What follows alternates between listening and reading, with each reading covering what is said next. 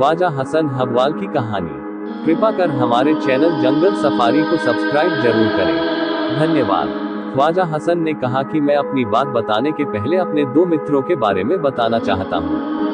वे अभी जीवित हैं और यही बगदाद में रहते हैं। वे मेरे प्रत्येक कथन की पुष्टि करेंगे। उनमें से एक का नाम सादी है। सादी का विश्वास था कि संसार में आनंद धन ही से मिलता है और धन उद्योग और परिश्रम ही से प्राप्त होता है। इसके विरुद्ध साद का मत था कि धन ईश्वर की कृपा और मनुष्य के भाग्य ही से मिलता है। दोनों में गाढ़ी दोस्ती थी और कोई झगड़ा नहीं होता था, किंतु इस विषय पर हमेशा बहस होती थी। एक दिन इस बात को लेकर दोनों के बीच बहुत अधिक वाद विवाद हुआ।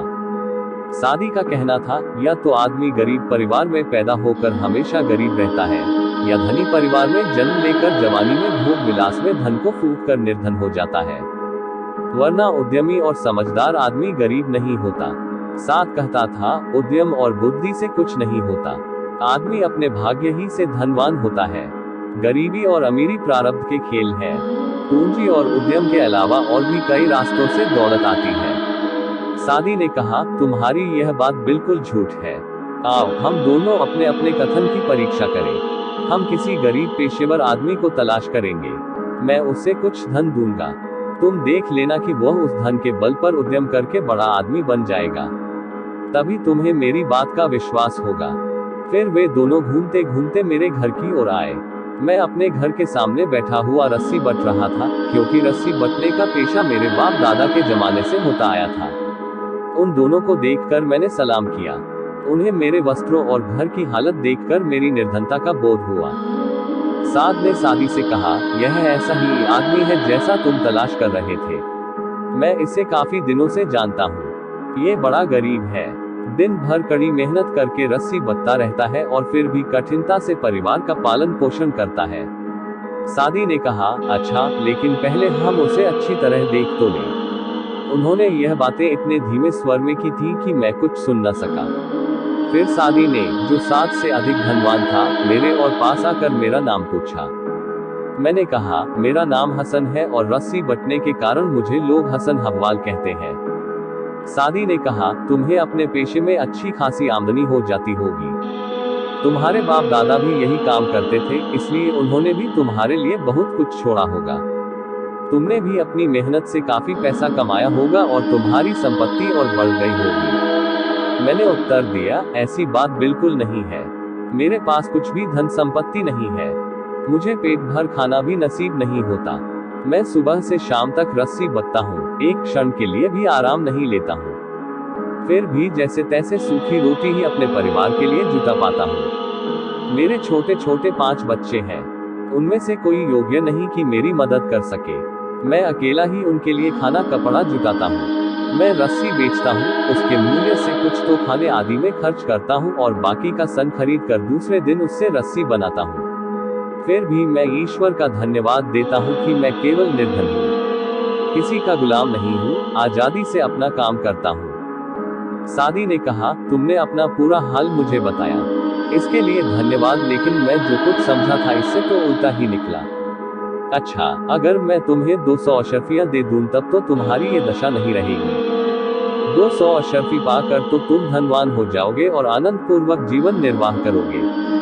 मैंने कहा, 200 अशर्फियां खुद तो मुझे धनवान नहीं बना सकती, लेकिन इससे मैं अपने पेशे को और अच्छी तरह चला सकता हूँ और अधिक धनोपार्जन कर सकता हूँ। सादी ने देखा कि मैं विश्वसनीय आदमी हूँ, तो उसने अपनी जेब से 200 अशर्फियों की थैली निकाली और मुझे देकर कहा, मैं ये 200 अशर्फियां तुम्हें दे रहा हूँ। यह उधार नहीं, दान में दे रहा हूँ। तुम इससे अपना व्यापार बढ़ाओ। भगवान तुम्हारी कमाई में बरकत दे, लेकिन ये ध्यान रहे कि यह धन बेकार खर्च न हो। तुम्हारी समृद्धि में मैं ही नहीं, मेरा परम मित्र साद भी प्रसन्न होगा। भगवान तुम पर अपनी कृपा करे। मैं 200 अशर्फियां पाकर फूला न समाया। मैंने धन्यवाद स्वरूप सादी का वस्त्र चूमा और उसकी दीनबंधुता की बड़ी प्रशंसा की। इसके बाद वे दोनों चले गए। उनके जाने के बाद मुझे ये चिंता हुई कि मैं इन अशर्फियों को कहाँ रखूं। मेरे घर में न तो कोई सुरक्षित स्थान था, न संदूकचा ही था जहां मैं इतना धन, जो मैंने सारी उम्र नहीं देखा था, रखता। आखिर में ये तय किया कि थैली को अपनी पगड़ी ही में छुपा लूं। मैंने थैली में से 10 अशर्फियां लेकर जेब में डाली और थैली का मुंह कसकर डोरे से बांधा और उसे सावधानी से पगड़ी में रख लिया। मैंने अपने स्त्री बच्चों को इस धन के बारे में कुछ भी नहीं बताया। वही पगड़ी सिर पर रख कर मैं बाजार गया और यथेष्ट सन खरीदा। लौटते समय कसाई के यहाँ से थोड़ा सा मांस शाम के भोजन के लिए खरीदा, क्योंकि महीनों से मांस खाने को नहीं मिला था।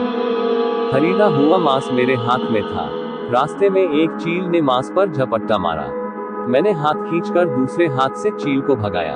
अब चील ने दूसरी ओर से झपट्टा मारा। मैंने इस बार भी मांस को बचाकर दूसरे हाथ से चील को भगाया, लेकिन इस उछल कूद में मेरी पगड़ी मेरे सिर से गिर पड़ी और कमबख्त चील वही पगड़ी लेकर उड़ गई और शीघ्र ही निगाहों से ओझल हो गई। मैं एकदम से चिल्ला उठा। इससे मोहल्ले की औरतें बच्चे जमा हो गए और मेरा हाल सुनकर चील के पीछे दौड़ने लगे, लेकिन चील कहाँ हाथ आने वाली थी। मैं महादुखी होकर अपने घर आया और पगड़ी के साथ जाने वाली 190 अशर्फियों का अफसोस करने लगा, जो मेरी मूर्खता के कारण मेरे हाथ से निकल गई थी। खैर 10 अशर्फियां तो थी ही। उनके बल पर कुछ दिन मेरे स्त्री बच्चों ने भरपेट भोजन किया। 2-1 कपड़े भी स्त्री बच्चों के लिए बन गए, किंतु ये कब तक चल सकता था। कुछ ही दिनों के बाद मैं पूर्ववत निर्धन हो गया। मैंने अपनी दशा पर संतोष करके भगवान को धन्यवाद दिया कि मेरा अपना तो कुछ नहीं गया था। मैं अपने जी को ये सोच कर तसल्ली देता था कि जब निर्धनता और परिश्रम ही मेरे भाग्य में लिखा है तो मुझे उसी में संतोष करना चाहिए। अगर वे अशर्फियां मेरे भाग्य की होती तो मेरे हाथ से निकलती ही क्यों। मैं तरह तरह से अपने मन को समझाता था, फिर भी खोए हुए धन की कसक मेरे मन से नहीं निकलती थी। मैंने अशर्फियों का हाल पत्नी और बच्चों को भी नहीं बताया था। वे सब मेरी चिंता और उदासी देखकर मुझसे उसका कारण पूछने लगे। मेरे कई पड़ोसियों ने भी आकर पूछा कि तुम इतने उदास क्यों रहने लगे हो।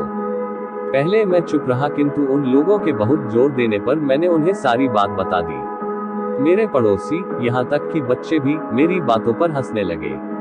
वे कहने लगे, तुमने सारे जीवन में एक भी अशर्फी देखी है कि 200 अशर्फियों की बातें करते हो। तुम्हारे पास 200 अशर्फियां आई कहाँ से। चील के पगड़ी लेकर उड़ने की बात भी खूब रही, चील पगड़ी का क्या करेगी। पड़ोसियों ने तो विश्वास न किया, किंतु मेरी पत्नी को मेरी बात पर विश्वास था और वह इस पर बहुत रोई। फिर जीवन वैसे ही चलने लगा। 6 महीने बाद दोनों मित्र सादी और साद मेरी गली में आए। साद ने कहा कि चलकर हसन हव्वाल को देखे कि 200 अशर्फियां पाकर उसकी दशा कितनी बदलती है। सादी ने कहा, ये बहुत अच्छा कहा, हम उसे जरूर देखेंगे। अगर उसकी दशा में सुधार हुआ तो हमें ये देखकर संतोष होगा कि हमारे दिए हुए धन से एक निर्धन का जीवन सुधरेगा। वे दोनों और निकट आए तो साद ने कहा, भाई मुझे तो उसकी दशा पहले जैसी लग रही है। उसके कपड़े वैसे ही फटे पुराने हैं, हाँ उसकी पगड़ी जरूर नई मालूम हो रही है। तुम भी देखो, शायद मुझसे देखने में भूल हुई हो। सादी ने भी देखा और कहा, तुम ठीक कहते हो। अब दोनों मेरे पास आए। साद ने कहा, हसन भाई अब तुम्हारा क्या हाल है। 200 अशर्फियों से तुम्हारा व्यापार तो अच्छा खासा बढ़ गया होगा। मैंने कहा, मैं अपने दुर्भाग्य का हाल आप लोगों से क्या कहूँ। मुझे कहते हुए शर्म आती है, न बताऊं तो भी काम नहीं चलता। आप लोगों ने मुझ पर इतनी कृपा की, आपसे छुपाऊं भी क्या, हालांकि मेरा हाल सुनकर आपको ताज्जुब भी होगा। ये कहकर मैंने सारा हाल बताया। सादी ने कहा, हसन क्यों हमें बेवकूफ बना रहे हो। चील खाने की चीजें लेती है या पगड़ियां। तुमने भी वही किया है जो तुम्हारे जैसे लोग करते हैं। जब अप्रत्याशित रूप से धन मिलता है तो अपना काम काज छोड़ भोग विलास में पड़ जाते हैं और कुछ दिनों में सब कुछ लुटा कर फिर फटीचे बन जाते हैं। तुमने भी यही किया है। मैंने कहा, मेरे लिए जो कुछ भी कहें उसे कहने का आपको पूरा हक है, किंतु मैंने कुछ भी झूठ नहीं कहा है। मुझ पर जो कुछ गुजरी है वह यहाँ सभी लोग जानते हैं। मैं भी जानता हूँ कि साधारणतः चील पगड़ियां नहीं ले जाती, किंतु मेरे साथ यह अघट घटना घटी है और उसके साक्षी बहुत से लोग हैं। साद ने मेरा पक्ष लेकर कहा, इसमें अविश्वास करने की कोई बात नहीं है। कई बार ऐसा देखा गया है कि चीलों ने ऐसी वस्तुएं भी ले ली हैं जो उनके खाने के काम नहीं आ सकती। ये सुनकर सादी ने अपनी जेब से एक भारी थैली निकाली और उसमें से 200 अशर्फियां गिनकर मुझे दे दी और कहा, भाई हसन मैं फिर तुम्हें 200 अशर्फियां दे रहा हूँ। इन्हें सावधानी से सुरक्षा पूर्वक रखना और पहले की भांति इन्हें खो मत देना। इससे अपना व्यापार बढ़ाना जिससे तुम्हारी आर्थिक अवस्था ठीक हो जाए। इनका कोई दुरुपयोग भी न करना। मैंने सादी को बहुत धन्यवाद दिया और उसकी लंबी उम्र की कामना की। इसके बाद दोनों मित्र से विदा लेकर चले गए। मैं अशर्फियां लेकर अपने घर के अंदर गया। उस समय मेरी पत्नी और पुत्र कहीं गए हुए थे। मैंने सोचा कि अशर्फियों को किसी ऐसी जगह रखा जाए जहां किसी बाहरी आदमी की नजर न पड़े। मैंने 10 अशर्फियां निकालकर शेष अशर्फियां एक पुराने से चिथड़े में बांधी, किंतु घर में कोई संदूक आदि तो था ही नहीं। इधर उधर देखा तो एक कोने में एक नांद रखी दिखाई दी जिसमें भूसी भरी हुई थी। मैंने उसी भूसी के अंदर अशर्फियों की पोटली रख दी। कुछ देर में मेरी स्त्री आई। मैंने फिर उससे अशर्फियों की बात छुपाई और रस्सी के लिए सन खरीदने को बाजार चला गया। इधर एक फेरी वाला आया जो सिर धोने की मिट्टी बेचता था। मेरी पत्नी को मिट्टी की जरूरत थी, किंतु घर में एक पैसा भी नहीं था। उसने फेरी वाले से कहा, भाई मेरे पास पैसा तो है नहीं, तुम मुझे इतनी मिट्टी दे दो और इसके बदले में नान समेत ये भूसी ले जाओ। फेरी वाले को ये सौदा लाभदायक लगा और उसने इसे मंजूर कर लिया। अतः वह फेरी वाला सिर धोने की मिट्टी देकर भूसी की नांद उठा ले गया। उसके जाने के बाद मैं सन का गट्ठा सिर पर लादे अपने घर आया। घर में आकर सबसे पहले भूसी की नांद को देखा तो उसे वहां नहीं पाया जहां वह रखी थी। मैंने अपनी पत्नी से पूछा कि नांद कहाँ गई, तो उसने कहा कि फेरी वाले को नांद देकर सिर धोने की मिट्टी ले ली। मैंने ये सुनकर सिर पीट लिया और अपनी पत्नी पर बरसने लगा। मैंने कहा, कमबख्त, तूने गर्दन काटने का काम किया है। सारे परिवार को भूखों मार दिया और फेरी वाले का घर भर दिया। तू जाकर कहीं डूब मत। उसकी समझ में मेरी नाराजगी नहीं आई और उसने पूछा, क्यों चिल्ला रहे हो? तो मैंने बताया कि एक मित्र ने मुझे फिर 200 अशर्फियां दी थी, जिनमें से 10 निकालकर बाकी को एक कपड़े में बांधकर मैंने भूसी में छुपा दिया था ताकि किसी और की निगाह उन पर न पड़े। ये सुनकर मेरी पत्नी ने अपना सिर पीट डाला और चिल्ला चिल्ला कर रोने लगी। उसने कहा, हाय, अब मैं उस बदमाश फेरी वाले को कहाँ पाऊंगी? मैं तो उसको पहचानती भी नहीं। कोई मोहल्ले वाला भी उसे नहीं जानता। वह तो पहली बार ही मोहल्ले में आया था और तुम भी मुझे अपना दुश्मन समझते हो कि मुझे नहीं बताया। दोनों बार मुझसे अशर्फियों को छुपाया और दोनों बार उसे खो दिया। मैंने उससे कहा, अभागी, जो हानि होगी वह तो हो ही गई। अब क्यों इतना चिल्ला रही हो? पड़ोसी यह सुनेंगे तो हमारी मूर्खता पर हंसेंगे ही। अब रोने पीटने से क्या लाभ? हम दोनों ने 10 अशर्फियों से कुछ सामान घर गृहस्थी का खरीदा, फिर उसी तरह निर्धनता का जीवन व्यतीत करने लगे। मेरी चिंता और लज्जा का ठिकाना न था। गरीबी की तो शुरू से आदत थी, उसकी इतनी चिंता नहीं थी। परेशानी ये थी कि अब की बार सादी आएगा तो उससे क्या कहूँगा। मैं कोई झूठ बात कह नहीं सकता और सच बात का उसे विश्वास नहीं होगा और वो यही समझेगा कि मैंने भोग विलास में 200 अशर्फियां उड़ा दी। कुछ दिनों के बाद फिर मेरे बारे में बहस करते हुए साद और सादी मेरे घर आए। मैं उन्हें दूर से आता देखकर सोचने लगा कि अब इनसे कैसे आंखें मिलाऊंगा। मैं चाहता था कि उठकर कहीं चला जाऊं, किंतु वे सीधे मेरे पास आ गए और मुझे सलाम करके मेरी कुशल क्षेम पूछने लगे।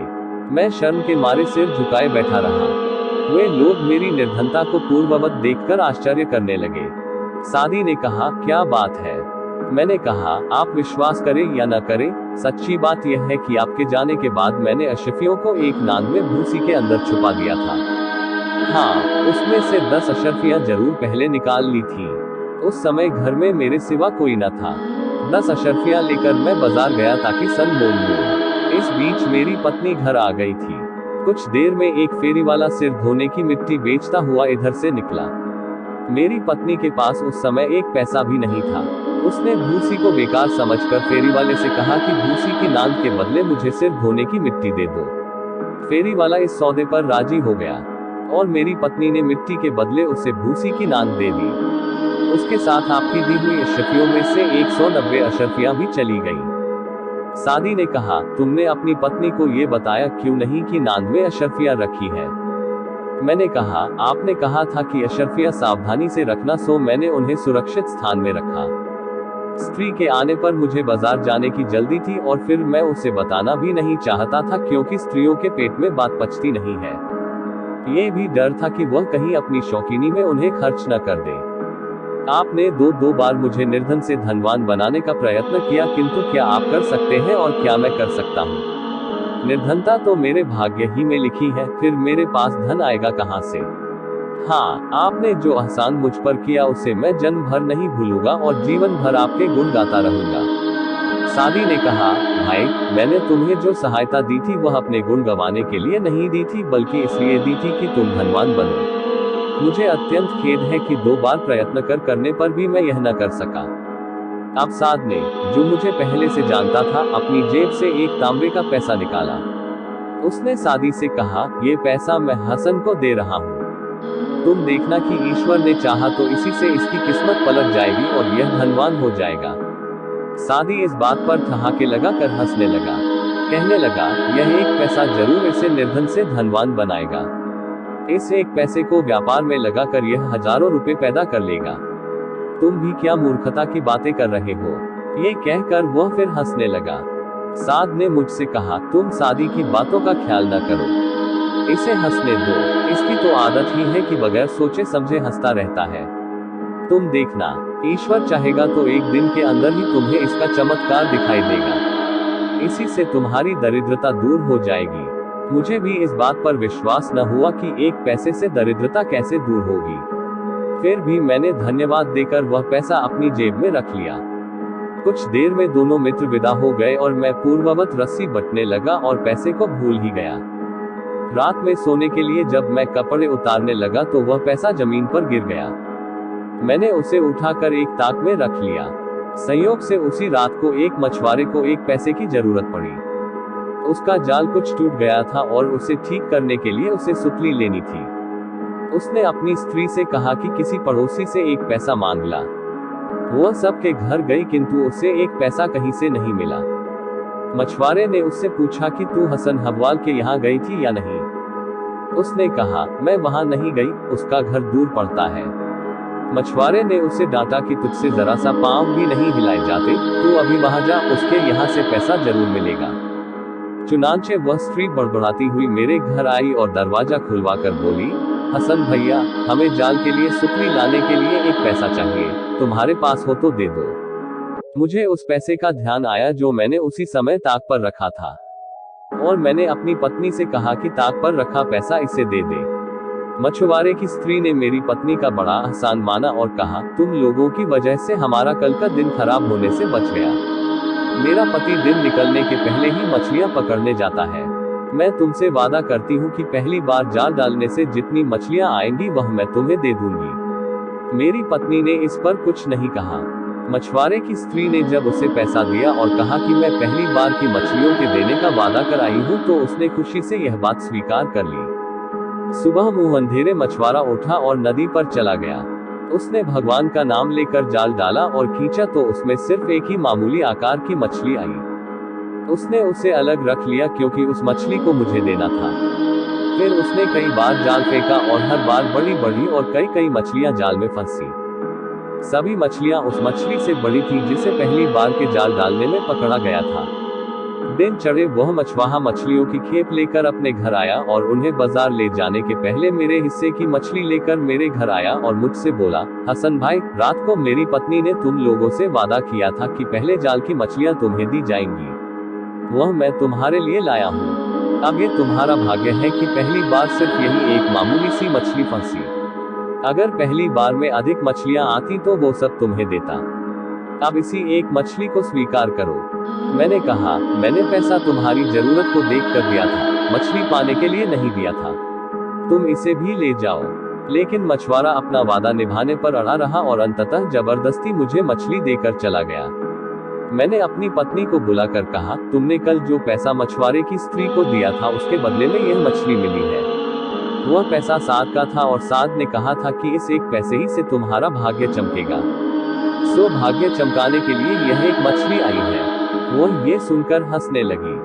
उसने सोचा कि घर में तेल मसाला तो है नहीं जिससे यह मछली शोरबेदार बनाई जाए, इसलिए उसने सोचा कि वैसे ही भूनकर बच्चों को खिलाई जाए।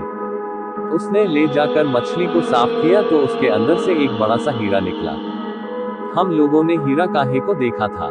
मेरी पत्नी ने समझा कि यह शीशे का टुकड़ा है, लेकिन उसने उसे फेंका नहीं बल्कि एक तरफ रख दिया ताकि सबसे छोटे बच्चे को खेलने के लिए उसे दे दे। छोटा बच्चा आया तो मेरी स्त्री ने वह हीरा उसे खेलने के लिए दे दिया। वह कुछ देर उससे खेलता रहा। फिर उसके भाइयों ने उससे हीरा ले लिया और एक एक करके सभी बच्चे थोड़ी थोड़ी देर के लिए उससे खेलते रहे। वे लोग शाम तक उससे खेलते रहे। अंधेरा होने पर वे उसे घर में ले आए। जब दिया जलाया गया तो उसकी रोशनी में हीरा अत्यधिक जगमगाने लगा। सब बच्चे उसे देखकर खूब खुश होने और चिल्लाने लगे। वे काफी देर तक उससे खुश होते रहे। फिर मेरी स्त्री ने भोजन तैयार करके सभी को भोजन करने के लिए बुलाया। भोजन करते समय बड़े लड़के ने हीरे को एक ओर रख दिया और सब लोग शांतिपूर्वक भोजन करते रहे। भोजन के उपरांत मैं अपनी चारपाई पर लेट गया और बच्चे फिर हीरे से खेलने और शोर शराबा करने लगे, क्योंकि हर बच्चा जगमगाते हीरे से खेलना चाहता था।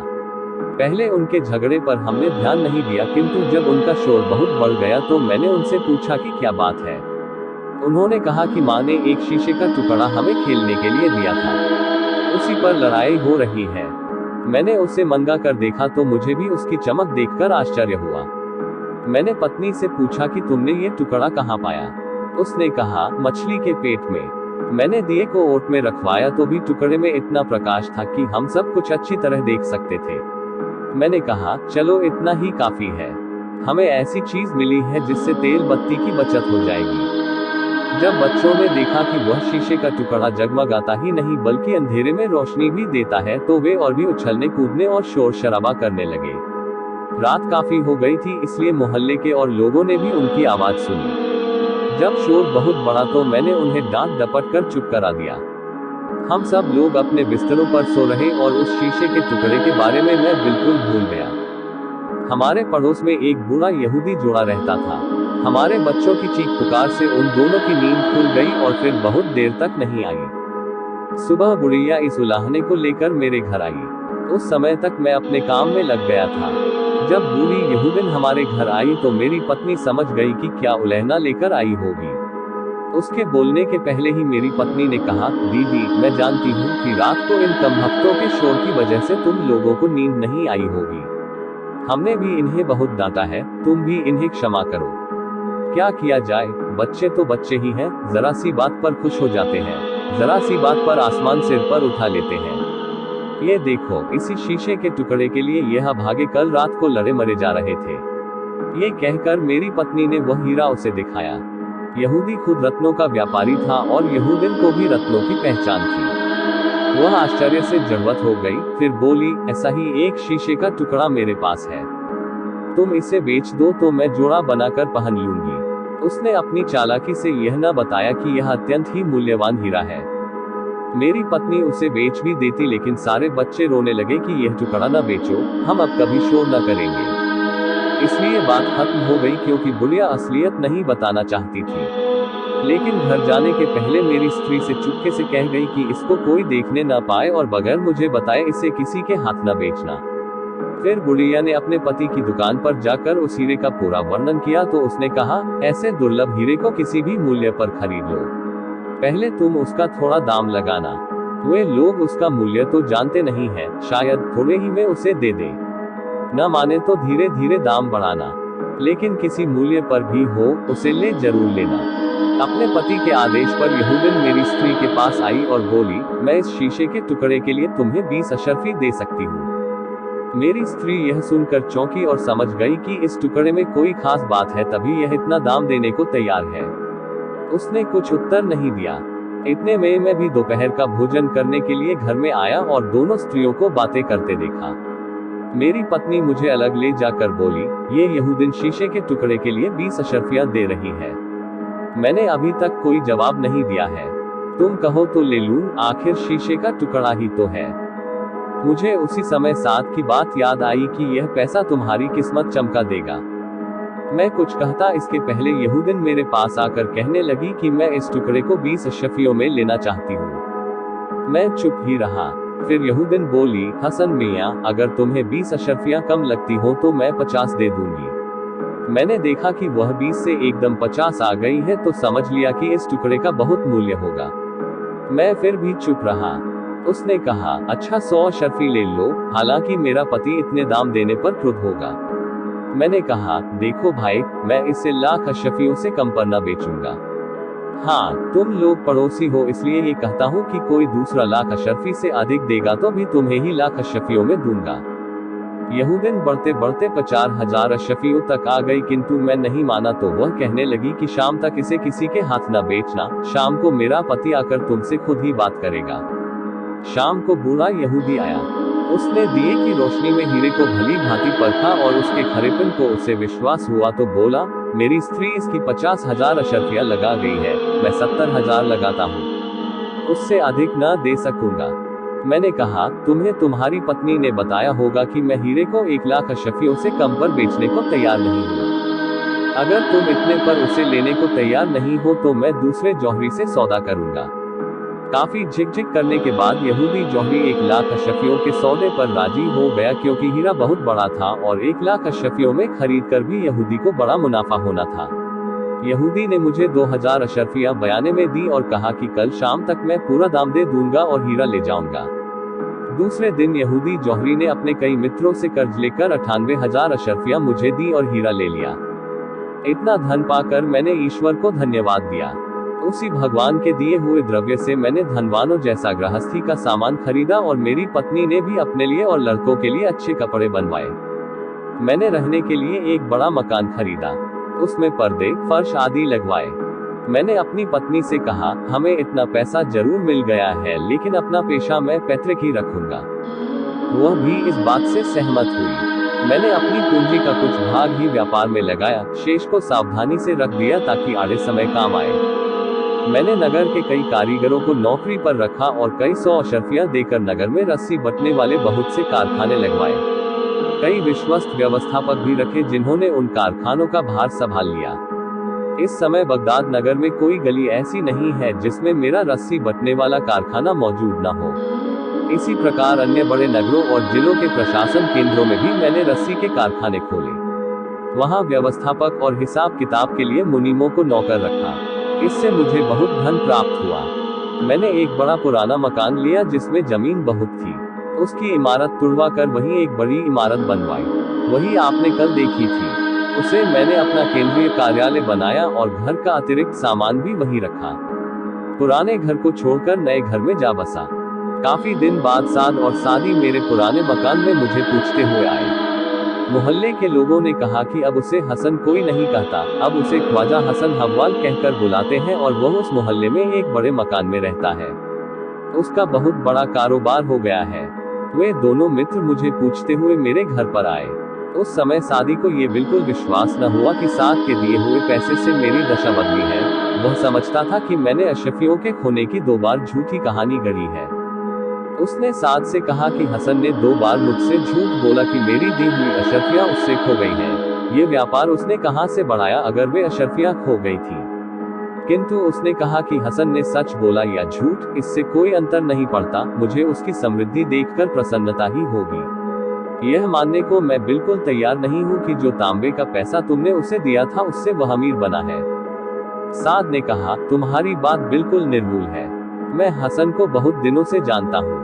वह निर्धन था किंतु उसकी झूठ बोलने की कभी आदत नहीं थी। जो कुछ भी उसने उन अशरफियों के बारे में कहा सब सच होगा। तुम्हें यह भी मालूम हो जाएगा कि मेरे एक पैसे की बदौलत ही उसका व्यापार इतना चमका है। इसी प्रकार बहस करते करते वे मेरे घर आए। उन्होंने दरवाजे पर आवाज दी तो दरबान ने फाटक खोल दिया। सादी अंदर बहुत से नौकरों को देखकर डरा कि किसी सरदार के मकान में तो नहीं आ गया। उसने दरबान से पूछा कि ख्वाजा हसन हव्वाल यही रहते हैं। दरबान ने कहा, यही रहते हैं और इस समय अपनी बैठक में बैठे हैं। आप अंदर जाइए, नौकर आपके आने की सूचना उन्हें दे देगा। उन दोनों के आने की सूचना मिली तो मैं उन्हें बुलाने के बजाय दीवानखाने से उठकर उनके स्वागत के लिए चला। उन्हें देखकर मैंने दौड़कर सम्मानार्थ उनके वस्त्र चूमे। वे मुझे गले लगाना चाहते थे किंतु मैंने ऐसा न होने दिया क्योंकि उन्हें अब भी अपने से ऊंचा समझता था। अंदर ले जाकर मैंने उन्हें एक दालान में एक ऊंचे स्थान पर बिठाया। वे मुझे अपने बराबर बिठाना चाहते थे किंतु मैंने कहा, महानुभावों, मैं यह नहीं भूला कि मैं वही रस्सी बटने वाला हसन हूँ और आप लोग मेरे उपकार करता है। मैं उनके सामने बैठ गया और हम लोगों में प्रारंभिक शिष्टाचार के बाद बातें होने लगी। सादी ने कहा, हसन भाई, तुम्हारी इस समृद्धि को देखकर मुझे अति प्रसन्नता हो रही है। मैं जैसा तुम्हें देखना चाहता था वैसा ही तुम्हें देख रहा हूँ। मुझे ये पूरा विश्वास है कि तुम्हारी सारी समृद्धि उन 400 अशरफियों के कारण हुई है जो मैंने 2 बार में तुम्हें दी थी। अब ये सच सच बताओ कि दोनों बार मुझसे झूठ क्यों बोले थे कि अशरफियां तुमसे खो गई हैं। साद मन ही मन कुलता हुआ उसकी बातें सुनता रहा और उसके चुप हो जाने पर बोला, तुम क्यों अपनी बेतुकी हाके जा रहे हो और क्यों हसन को झूठा बना रहे हो? मैं तुमसे कह चुका हूँ कि यह झूठा आदमी नहीं है। इस पर उन दोनों में फिर तकरार हो गई। मैंने कहा, सज्जनों, आप लोग मेरी बात को लेकर आपस में झगड़ा न करें। आप सच माने या झूठ, अशरफियां मुझसे उसी तरह खो गई थी जैसा मैंने आप लोगों को बताया था। और यह धन संपदा मैंने कैसे प्राप्त की वह मैं आपको अभी बताता हूँ। इसके बाद सरकार, मैंने मछली के पेट से हीरे के निकलने की बात जैसी अभी आपके सम्मुख बताई है वैसे ही उन्हें बताई। इस पर सादी ने कहा, हसन, उस छोटी मछली के पेट से इतना बड़ा हीरा निकलने की बात ऐसी ही है जैसी कि चील के पगड़ी ले जाने की बात। इन बातों पर किसे विश्वास होगा? भूसी की नांद में रखी हुई अशरफियों की बात संभव है किंतु विश्वास मुझे उस पर भी नहीं। खैर छोड़ो, जो हुआ अच्छा हुआ। इसके बाद दोनों विदा होने के लिए उठे। मैंने कहा, आप लोगों ने इतनी कृपा करके मेरी कुटिया को पवित्र किया है तो मेरी इतनी प्रार्थना भी स्वीकार करें कि रात को यहीं ठहरे और कल मेरे साथ चलकर मेरे देहात के मकान को भी देखें जो मैंने मनोरंजन के लिए बनवाया है और जहां मैं काम से थककर आराम करने के लिए चला जाता हूँ। पहले तो उन्होंने यह बात नहीं मानी लेकिन मैंने बहुत जोर दिया तो वे रुकने को राजी हो गए। मैंने उनके लिए भांति भांति के व्यंजन बनवाए। उन्हें मैंने अपने घर का मूल्यवान सामान दिखाया। वे ये सब देखकर बड़े प्रसन्न हुए और हंसी मजाक की बातें करते रहे। भोजन तैयार होने पर मैं उन्हें अपने भोजन कक्ष में ले गया। वहां मेरे सेवकों के तैयार किए हुए नाना प्रकार के स्वादिष्ट व्यंजन रखे थे। जगह जगह उचित स्थानों पर बड़े बड़े दीप जल रहे थे। एक ओर गायक वादक मधुर स्वरों में गा बजा रहे थे, दूसरी ओर नर्तकों और नर्तकियों का कला प्रदर्शन हो रहा था। भोजन के उपरांत उन लोगों के मनोरंजन के लिए बहुत से खेल तमाशों का भी प्रबंध किया गया। इसके बाद हम लोग सो रहे। सुबह उठकर नित्यकर्म से निश्चिंत होने के बाद हम लोग एक नाव पर सवार हुए और नदी की राह से मेरे देहात वाले मकान की ओर रवाना हुए।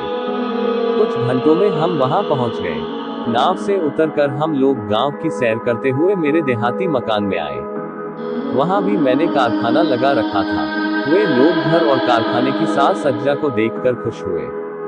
फिर मैं उन्हें उस वाटिका में ले गया जो मैंने वहां लगवाई थी। बाग में तरह तरह के फलों और फूलों के वृक्ष लगे थे। नदी से पक्की नहरों द्वारा सिंचाई का पानी वहां आता था। पेड़ों पर तरह तरह के पके फल लगे थे। तरह तरह के फूल चारों ओर सुगंध बिखेर रहे थे। जगह जगह फव्वारे और ऊपर से नीचे गिरने वाली पानी की चादरें दिखाई दे रही थी। वे दोनों मित्र यह सब देखकर और भी प्रसन्न हुए। उन्होंने मुझे इस बात का धन्यवाद दिया कि मैंने उन्हें इतने सुंदर स्थान की सैर कराई। साथ ही उन्होंने मुझे हृदय से आशीर्वाद भी दिया कि मेरी समृद्धि और बढ़े। फिर मैं उन्हें बाग ही में बने हुए एक छोटे से मकान में ले गया। दोपहर के भोजन का प्रबंध मैंने उसी बगीचे के मकान में किया था। वहां एक सुंदर और स्वच्छ स्थान पर जहां मसनद तकिए लगे हुए थे उन लोगों को बिठाया। उन लोगों को यहाँ लाने के 2-3 दिन पहले मैंने अपने 2 पुत्रों और उनके शिक्षक को देहाती मकान में आबोहवा बदलने के लिए भेज रखा था। वे लड़के भी बाग में चिड़ियों के घोंसले तलाश करते घूम रहे थे। एक पेड़ पर उन्हें एक बड़ा और सफेद घोंसला दिखाई दिया। वे छोटे भी थे और पेड़ों पर चढ़ना भी नहीं जानते थे, इसलिए उन्होंने एक नौकर से कहा कि ऊपर चढ़कर उनके खेलने के लिए वह घोंसला उतार लाए। नौकर पेड़ पर चढ़ा तो उसे देखकर आश्चर्य हुआ कि घोंसले में एक पगड़ी रखी है जिसका एक सिरा हवा के कारण घोंसले के चारों ओर लिपट गया है। नौकर ने वह घोंसला उतार कर लड़कों के हाथ में दे दिया। लड़के मेरे पास घोंसला लेकर दौड़े आए और खुश होकर उछल कूद कर कहने लगे, देखिए अब्बा, ये घोंसला कपड़े का बना हुआ है। मुझे तो ये देखकर आश्चर्य हुआ ही। साद और सादी मुझसे भी अधिक आश्चर्यान्वित हुए कि घोंसले में इतना बड़ा कपड़ा कहां से आया। मैंने कपड़े को देखा तो मालूम हुआ कि यह पगड़ी है और वही पगड़ी है जो मेरे सिर से चील ले उड़ी थी। मैंने दोनों मित्रों से कहा, देखिए, ये वही पगड़ी है या नहीं जो मैं उस दिन पहने बैठा था। साद ने कहा, मैंने तुम्हारी पगड़ी पर ध्यान नहीं दिया इसलिए यह नहीं कह सकता कि यह वही पगड़ी है या नहीं।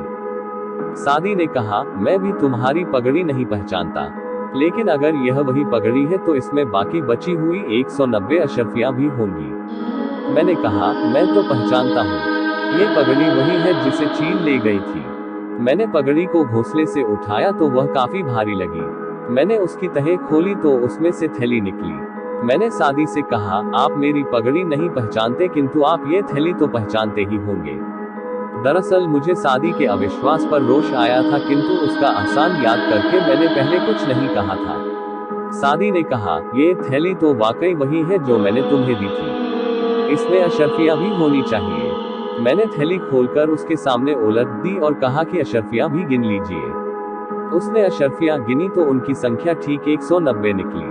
सादी ये देखकर लज्जित हुआ किंतु उसने कहा, तुम्हारी एक बार की कही हुई बात तो साबित हो गई, लेकिन मैं यह नहीं मानता कि एक पैसे में तुम्हारी किस्मत बदली है। तुमने 400 अशर्फियों से न सही, उन 200 अशर्फियों से जरूर व्यापार आरंभ किया होगा जो मैंने तुम्हें दूसरी बार दी थी। मैं इस पर चुप हो रहा किंतु साद ने फिर उसे टोका कि तुम बेकार की जिद पर अड़े हो। उन दोनों में फिर से वही बेतुकी बहस शुरू हो गई। खैर भोजन आया तो बहस खत्म हुई। भोजन के बाद हम लोग वहीं सो रहे।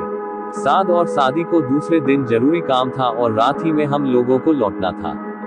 रात में धारा से उल्टे चलकर नदी की राह से वापस होने में कोई तुक न थी, इसलिए हम तीनों शाम को घोड़ों पर सवार होकर बगदाद को रवाना हुए। हमारे साथ 3 गुलाम थे। रात काफी हो गई तो हम एक जगह उतर गए। घोड़ों को शाम को दाना नहीं मिला था, इसलिए मैंने दासों से कहा कि कहीं से घोड़ों के चारे का प्रबंध करें। रात हो जाने से सारी दुकानें बंद हो गई थी, सिर्फ एक परचून की दुकान खुली थी। दाना तो नहीं मिला किंतु भूसी से भरी एक नांद मिली। मेरे दासों ने इसी को गनीमत जाना और भूसी के दाम देकर और सवेरे खाली नांद के वापस करने का वादा करके नांद उठा लाए। एक नौकर नांद में से भूसी निकाल कर घोड़ों को देने लगा तो उसका हाथ एक पोटली पर लगा और उसे वह मेरे पास ले आया ताकि सवेरे दुकानदार को थैली दे दी जाए। मैंने पोटली को देखा तो पहचान गया कि वही पोटली है जिसमें अशर्फियां बांधकर मैंने भूसी की नांद में रखा था। बाहर जाकर नांद को देखा तो उसे भी पहचान लिया कि मेरी ही है। मैंने दोनों मित्रों को बुलाकर नांद और उसमें से निकली पोटली दिखाई। फिर पोटली खोलकर उसमें की अशर्फियां सादी के सामने उलट दी और कहा, इन्हें गिन लीजिए। उसने गिनी तो पूरी 190 निकली। सादी ने कहा, अब मुझे हसन की सत्यवादिता पर और तुम्हारे सिद्धांत पर पूरा विश्वास हुआ कि धन न पूंजी के बल पर आता है, न उद्यम के बल पर बल्कि भाग्य से मिलता है। इसके बाद हम सो रहे और सवेरे बगदाद आ गए, जहां दोनों मित्र मुझसे विदा होकर अपने घर चले गए। खलीफा ने हसन की पूरी कहानी सुनकर कहा, हसन मियां, तुम्हारे पड़ोसियों से सुना था कि तुम धन को समझ बूझकर खर्च करने वाले आदमी हो। तुम्हारी कहानी से मालूम हुआ कि तुम सीधे सच्चे और सभ्य आदमी भी हो। तुम जिस हीरे की बात कर रहे हो वह खजाने में है। मैंने उसे यहूदी जौहरी से 1.5 लाख अशर्फियों में खरीदा था। तुम सादी को यहाँ भेजना कि वह हीरा देखे और इत्मीनान कर ले। तुम मेरे कोषाध्यक्ष के पास जाकर मेरा आदेश दो कि वह तुम्हारे मुंह से हीरे की प्राप्ति का वृतांत सुने और लिखवा कर हीरे के साथ रखवा दे। ये कहकर खलीफा ने हसन को विदा होने के लिए इशारा किया।